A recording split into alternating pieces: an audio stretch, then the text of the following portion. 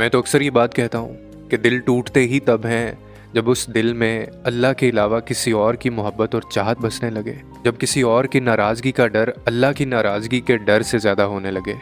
जब हम अपने गम, अपनी खुशी और अपनी उम्मीदें अल्लाह से नहीं बल्कि उसके बंदों से वाबस्ता कर लें, तब टूटते हैं दिल।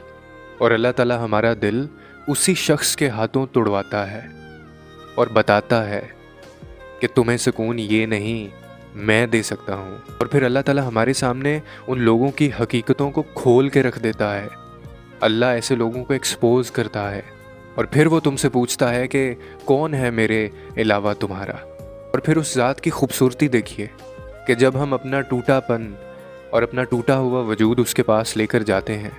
तो वो इंसानों की तरह धुतकारता नहीं है, बल्कि बहुत ही मोहब्बत से, बहुत ही प्यार से समेट लेता है हमें।